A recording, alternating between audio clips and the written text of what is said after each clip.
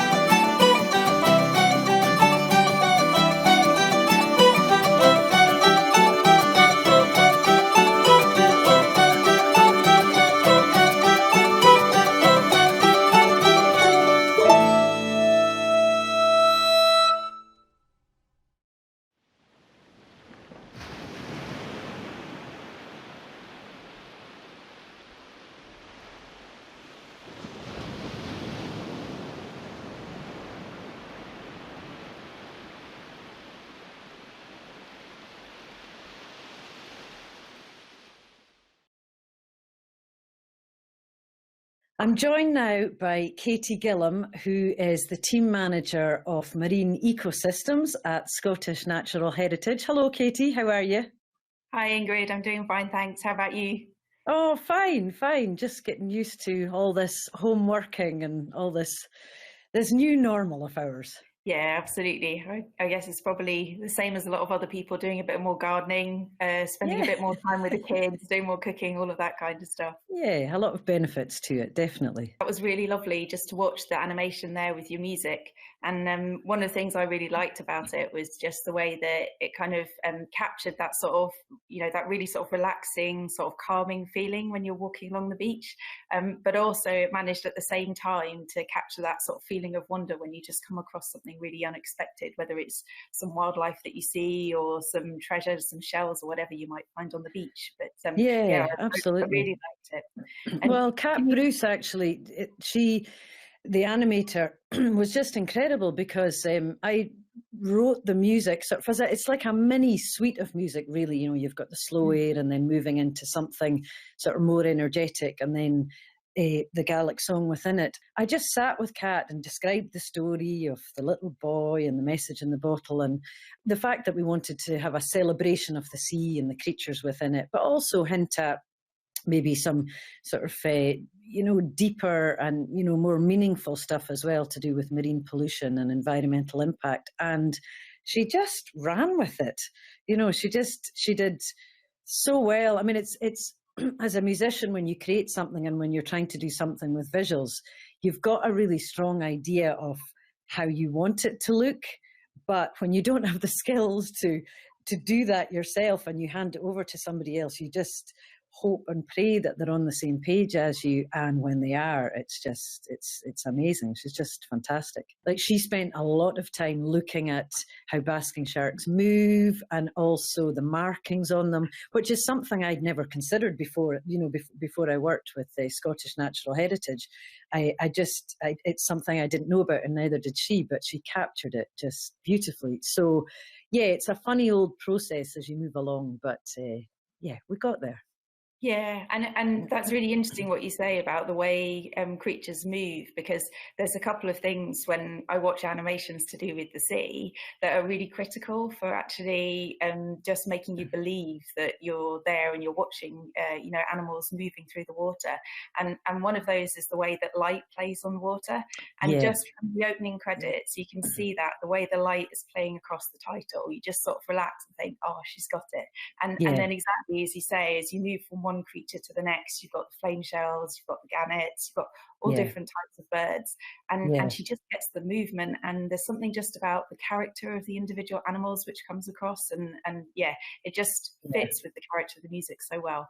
Talking of sort of quirks of creatures and movement, there are a couple of pieces in the whole Message in a Bottle piece. Birds seemed like the most obvious place in the commission to do a sort of lighter piece, because when you're writing a whole commission, you're moving through from, maybe slow, quite moving pieces and tackling heavy subjects here and there. But if it's all like that, it becomes all a bit one-dimensional.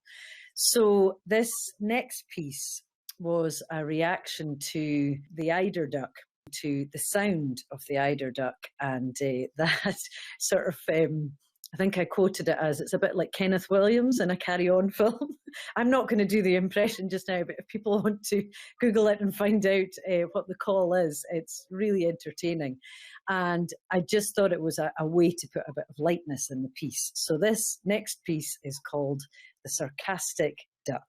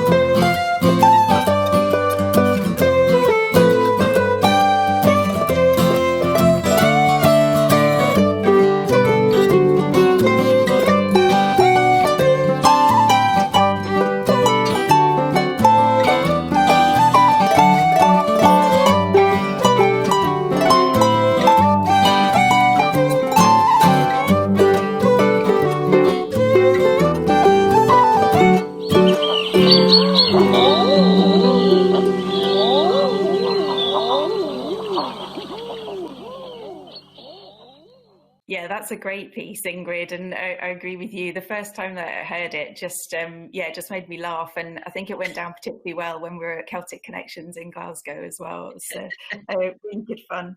I guess I was sort of reflecting back to thinking about seeing you all in Celtic Connections and seeing how all of the musicians on stage come together, and it's just really such a collaboration. It's amazing to watch. And then thinking about where we are now, really, and just wondering about how does that all work when you're all obviously in different locations, and you're all trying to bring something as intricate together as the sort of timing of the different instruments and things like that. Can you say a little bit about that? It's a completely different process. I mean, my ultimate choice for recording music would be to have everybody in the same space.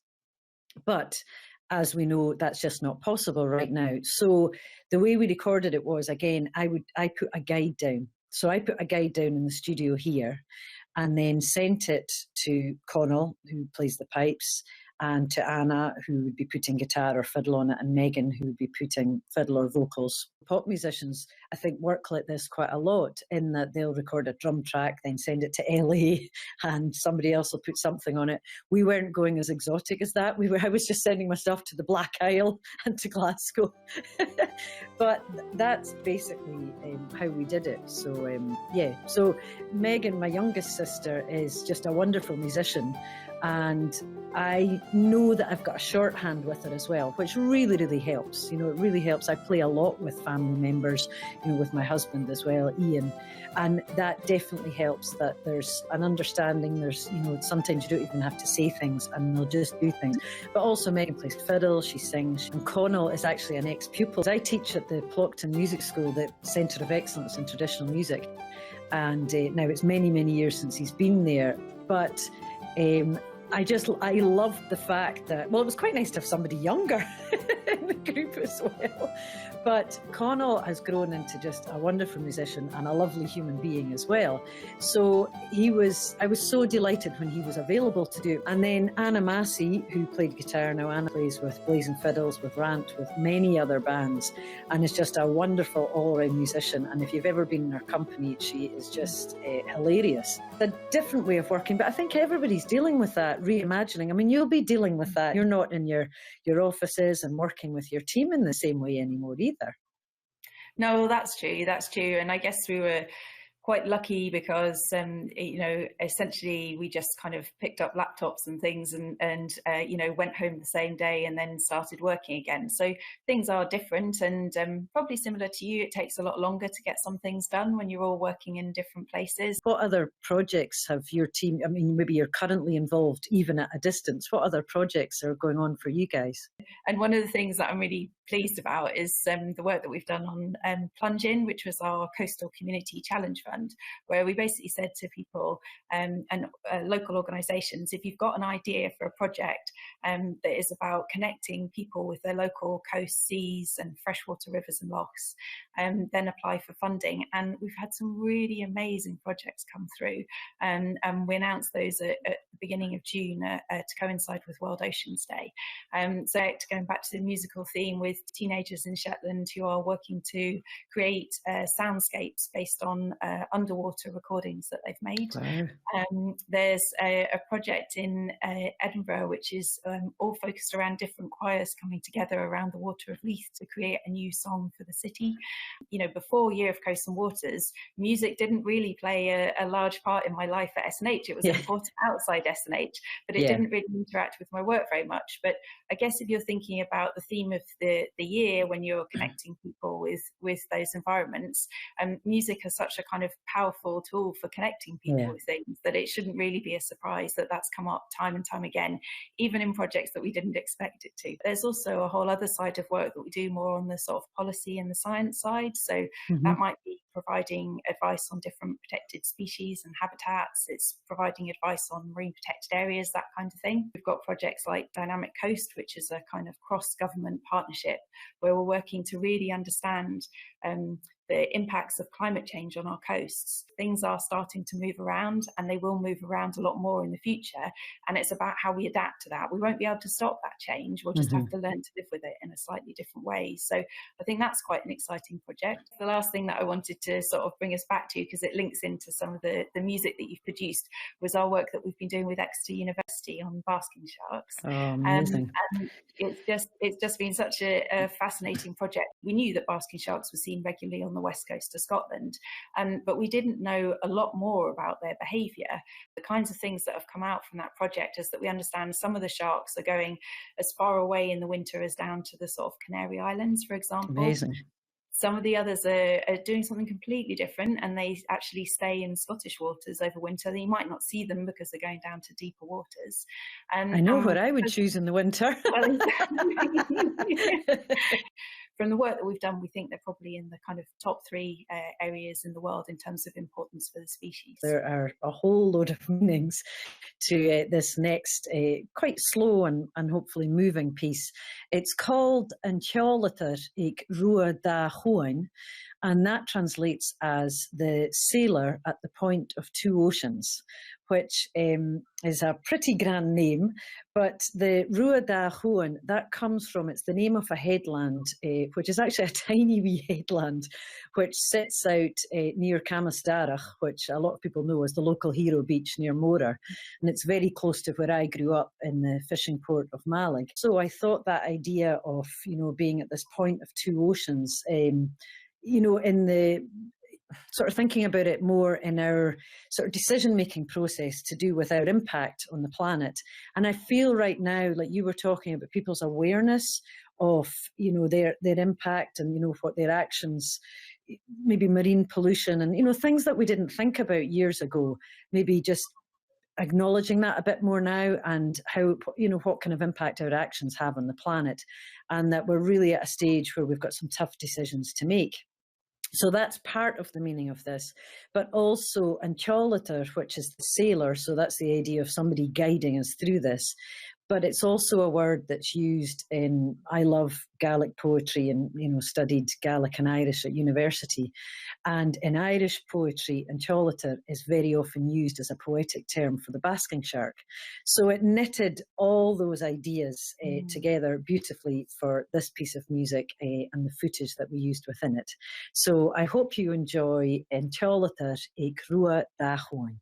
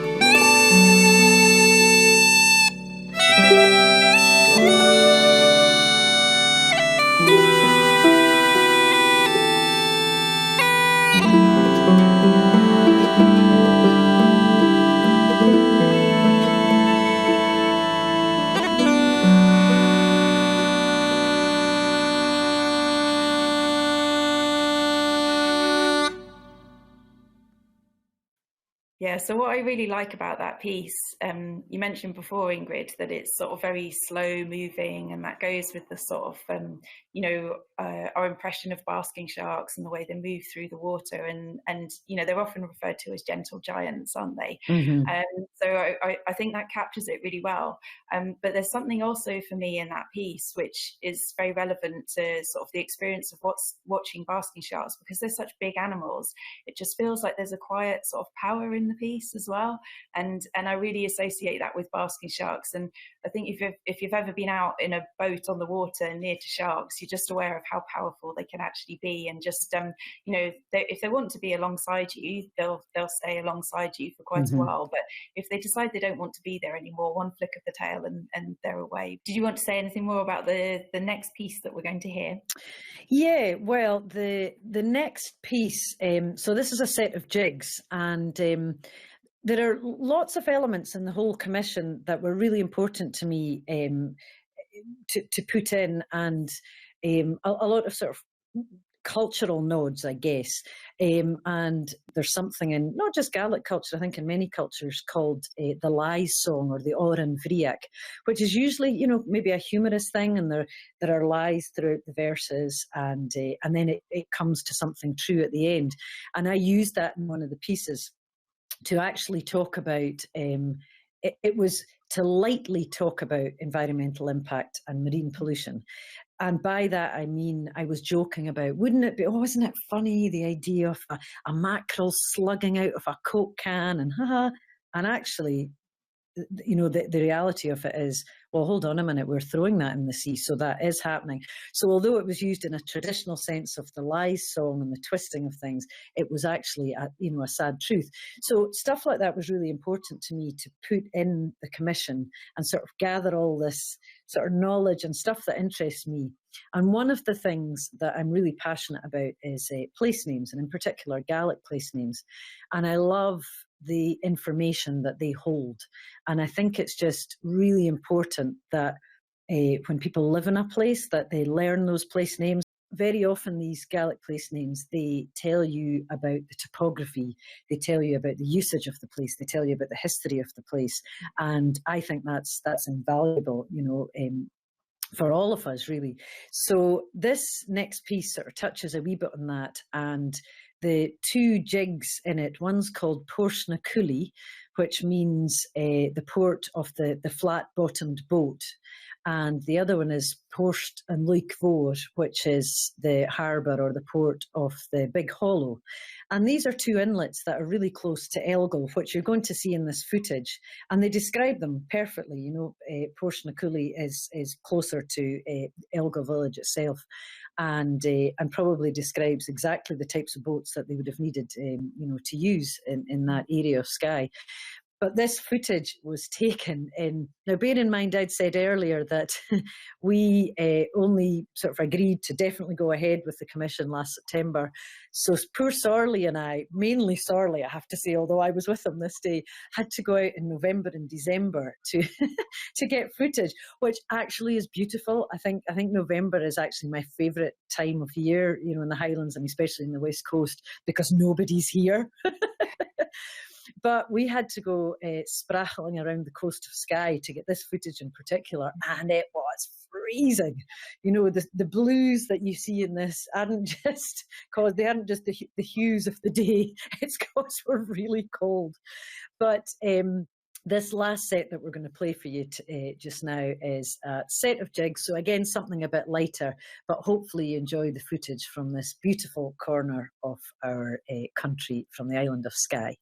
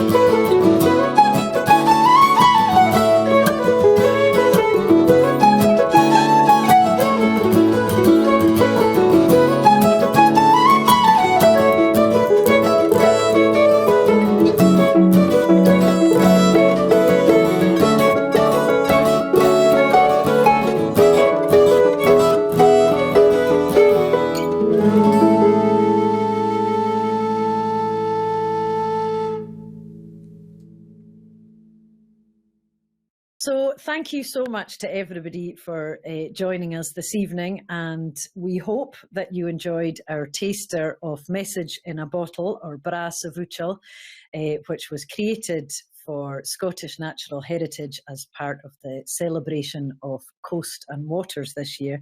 And I would like to thank Katie Gillham, who is the team manager of Marine Ecosystems, for joining me in this chat and guiding me through it. It's always hard to do these things alone. So thanks so much, Katie. Well, I wanted to say thank you very much to you, Ingrid, as well, and to all the musicians, and also to Kat Bruce, the animator that you worked with. Yeah. You know, there were a lot of discussions around sort of how to start off this project, but you know, I think it's really surpassed our expectations. So yeah, it's just been a really good experience. Well, good. Well, I'm very proud of it, and I'm delighted that you guys are happy with it too. And I hope everybody's enjoyed what they've seen tonight as well. So stay safe, and we'll see you soon.